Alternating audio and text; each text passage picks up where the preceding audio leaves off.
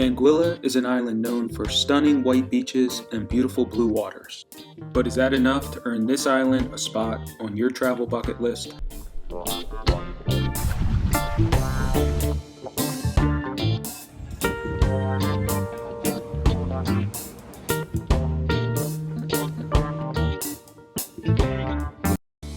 Join us as we explore the Caribbean island of Anguilla.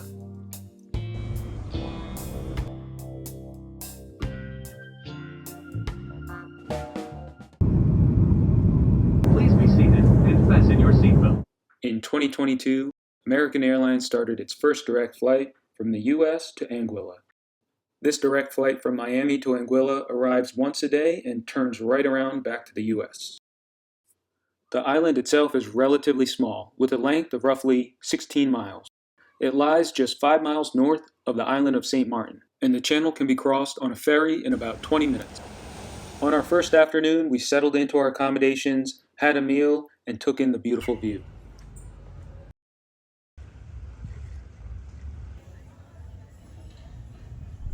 All right, we're gonna make our way around the island. Want to take you with us. So we just arrived in Anguilla yesterday, and we've already had a chance to kind of explore a little bit. Right now, we're at Shoal Bay, and I want to show it to you.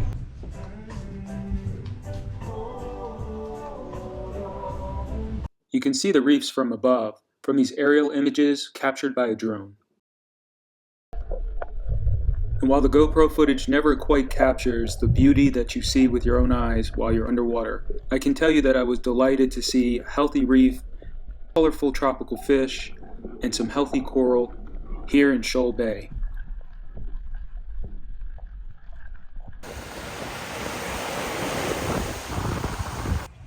After snorkeling, we had lunch at Gwen's Reggae Grill, where we had grilled chicken and rice and peas.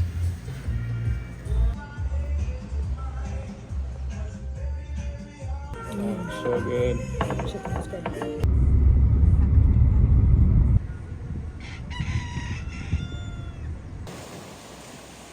All right, guys, here we are. Katouche Bay. Take a look.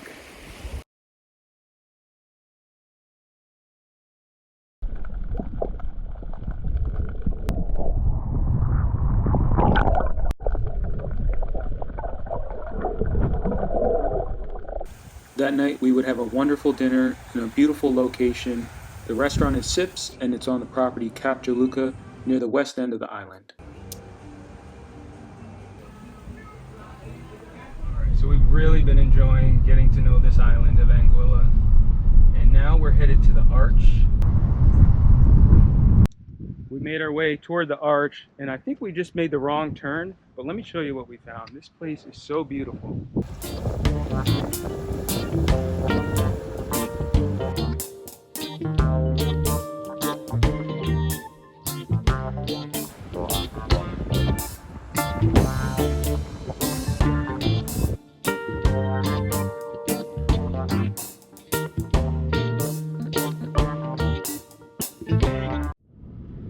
Another morning in Anguilla. We're off to breakfast today. We're going to Epicurean Cafe. Is that right? Yes. Epicurean Cafe, and we'll show you guys what it looks like. This was a boutique and restaurant spot wrapped into one. Later that day, Catherine had a spa appointment at the hotel, and I made my way back to Shoal Bay, which seemed to have the best reefs and best snorkeling on the island.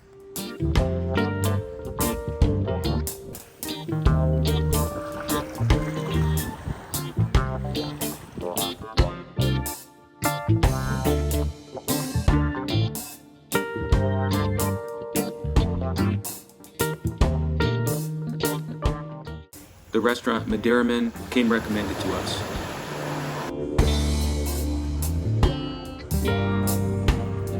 And it really was a lovely and low-key place to sit and have lunch. All right, good news. My wife is the luckiest one on this beach. She gets to go out on the sailboat with me. Guys, so we're out on the Hobie Cat here in Meads Bay, Anguilla. Check it out.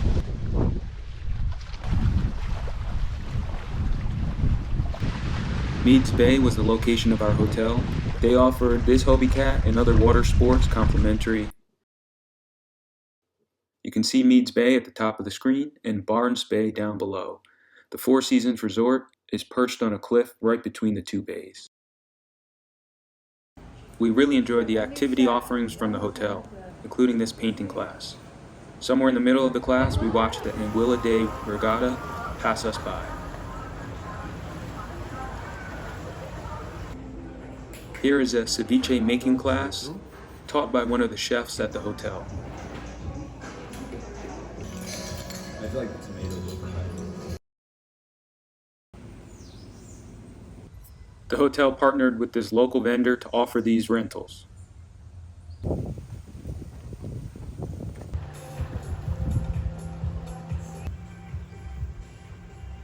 We were really happy with the dining options right here on the property.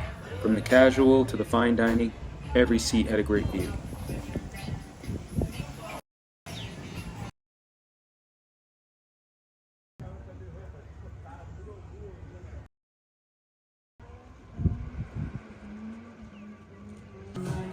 And most night there was a little bit of nightlife or entertainment.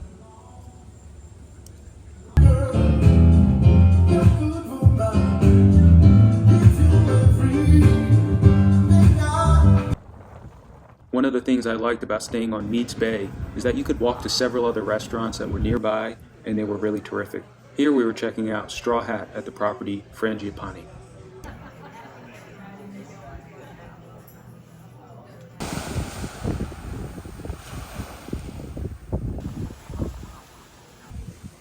We also visited the nearby Malliouhana resort, where we had dinner and cocktails.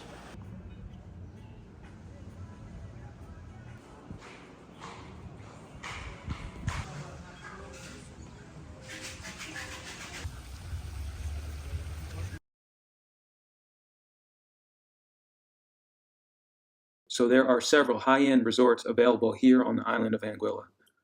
But there are many other villas and other options for stays here on this island, including beautiful hotels that won't break the bank. The views are breathtaking and there are great options for food. But there are three things that set this island apart from other destinations. Number one was the natural beauty. Time and again, I was awestruck by the views of the water, the coast, and this beautiful island. And number two was the people. We met people everywhere we visited who were incredibly kind and warm and genuine. They welcomed us to their island, they were interested in getting to know us, and they were interested in sharing with us. What a great feeling to be on a small island like this where the people were so warm and authentic. And I think the third thing that set this island apart was the accessibility. If we wanted to visit a beach or a destination, we could typically pull right up in our car and explore, and we were often by ourselves. It almost made me wonder, is this what another island like St. Bart might have looked like decades ago? And finally, if you're wondering would I return again, the answer is absolutely, I'd do it in a heartbeat. One last tip for the travelers staying on the west end of the island. Before heading to the airport, we stopped by the village Bakehouse and picked up some ham and cheese on baguette. Perfect little stop on your way to return your car and jump on the plane.